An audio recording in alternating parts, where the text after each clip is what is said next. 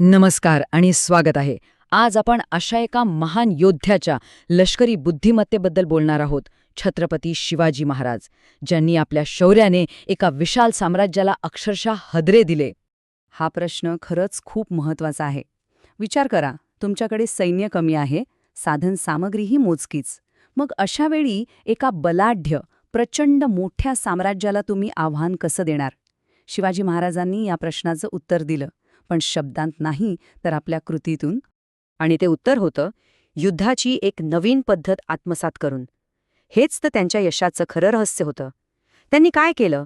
त्यांनी युद्धाचे जुने नियम मोडून काढले आणि एक अशी रणनीती बनवली ज्याची त्यांच्या शत्रूंनी कधी कल्पनाही केली नव्हती. तर मग चला याच्या मुळाशी जाऊया. महाराजांच्या लष्करी यशाचा जो पाया होता तो म्हणजे गनिमी कावा. आणि लक्षात घ्या, ही फक्त एक युद्ध पद्धत नव्हती, हा एक संपूर्ण विचार होता. अगदी सोप्या शब्दांत सांगायचं झालं तर गनिमी कावा म्हणजे काय, तर शत्रूवर अशा ठिकाणी अशा वेळी हल्ला करायचा ज्याची त्याने कल्पनाही केली नसेल, आणि तो सावध होण्याआधीच तिथून गायब व्हायचं. म्हणजे इथला जो अवघड भूभाग आहे ना, त्याचा वापर एका शस्त्रासारखा करायचा. आता ही तत्त्व बघा: वेगवान घोडदळाचे हल्ले, छापा मारा आणि पळून जा, खडकाळ भूभागाचा वापर, आणि सगळ्यात महत्त्वाचं, एक उत्तम गुप्तहेर यंत्रणा. ही प्रत्येक गोष्ट आदिलशाही आणि मुघलांच्या त्या प्रचंड अवजड सैन्याविरुद्ध किती प्रभावी ठरली असेल याचा विचार करा. जिथे त्यांचे हत्ती घोडे पोचू शकत नव्हते, तिथे महाराजांचे मावळे विजेच्या चपळाईने पोचायचे. आणि या गनिमी काव्याचं एक सर्वोत्तम उदाहरण म्हणजे प्रतापगडची लढाई. ही फक्त तलवारींची लढाई नव्हती, अजिबात नाही. ही होती बुद्धीची, धैर्याची आणि मानसिक दबावाची लढाई. आता विचार करा, आदिलशाहीने कोणाला पाठवलं? अफजल खानाला. हा फक्त एक सेनापती नव्हता, तर आदिलशाहीचा एक अत्यंत क्रूर आणि प्रचंड ताकदवान सरदार होता. आणि त्याचं ध्येय अगदी स्पष्ट होतं: शिवाजीला जिवंत किंवा मृत कसंही करून संपवायचं. आणि इथेच तर खरी गंमत आहे. कागदावर पाहिलं तर खानाचं सैन्य खूप मोठं दिसत होतं, नाही का? पण महाराजांकडे एक असं शस्त्र होतं जे खानाच्या तोफ्यांपेक्षाही जास्त शक्तिशाली होतं. ते म्हणजे प्रतापगडचा तो अवघड प्रदेश आणि महाराजांची स्वतःची अतुलनीय युद्धनीती. महाराजांनी खानाला भेटीसाठी तर बोलावलं, पण ही त्यांची दूरदृष्टी बघा. त्यांना पक्क माहीत होतं की हा खान दगाफटका करणारच, म्हणूनच त्यांनी आत चिलखत घातलं आणि वाघनख आणि कट्यार यांसारखी शस्त्र लपवून ठेवली. या एका तयारीने संपूर्ण भेटीचं चित्रच पालटून टाकलं. आणि मग जे घडलं ते इतिहासात नोंदवलं गेलं. खानाने मिठी मारण्याचा बहाणा करून दगा दिला, पण त्याचा वार चिलखतावर थांबला.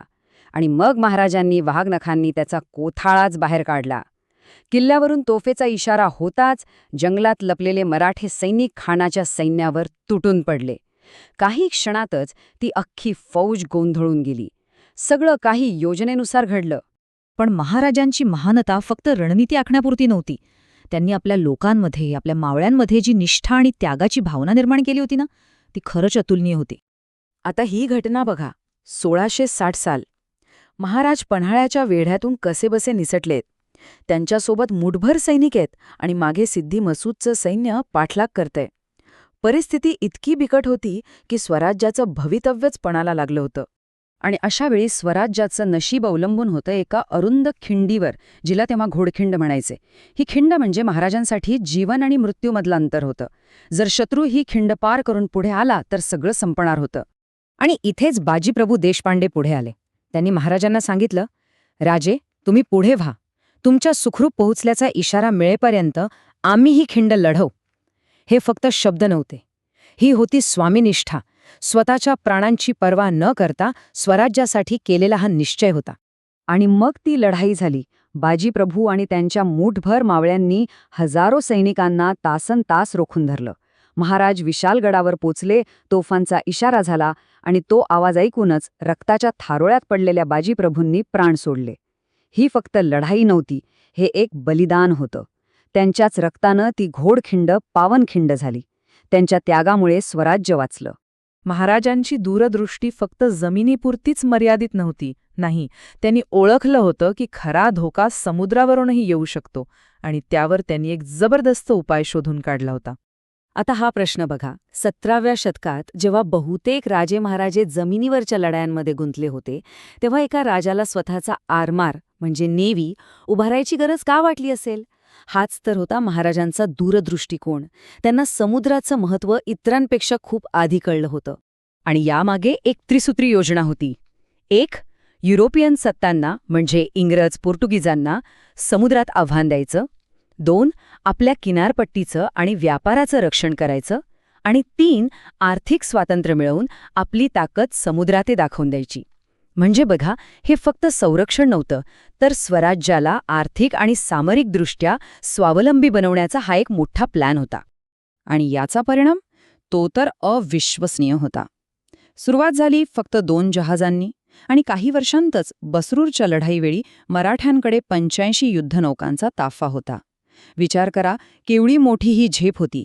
थक्क करणारी प्रगती होती ही. कल्याण भिवंडीसारख्या ठिकाणी तळ उभारून महाराजांनी पश्चिम किनारापट्टीवर एक मोठी शक्ती निर्माण केली. हे आरमार म्हणजे फक्त एक लष्करी ताकद नव्हती, ते होतं स्वराज्याच्या सार्वभौमत्वाचं प्रतीक. याच आरमाराने युरोपियन सत्तांना सुद्धा मराठ्यांची ताकद मानायला भाग पाडलं. तर मग या सगळ्यातून आपण काय शिकतो? शिवाजी महाराजांनी आपल्या मागे काय वारसा ठेवलाय?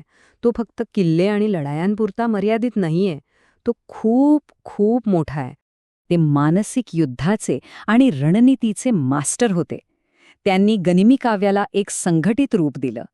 ते भारताच्या पहिल्या आरमाराचे संस्थापक होते. आणि सगळ्यात महत्त्वाचं, ते असे नेते होते ज्यांच्या एका शब्दावर मावळे प्राण द्यायला तयार होते.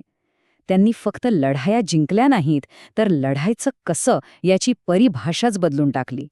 आणि जाता जाता हा एक प्रश्न विचार करा, जर 17व्या शतकात भारतात शिवाजी महाराजांसारखे अजून काही दूरदृष्टीचे नेते असते, तर आज आपल्या इतिहासाचं चित्र किती वेगळं असतं, नाही का?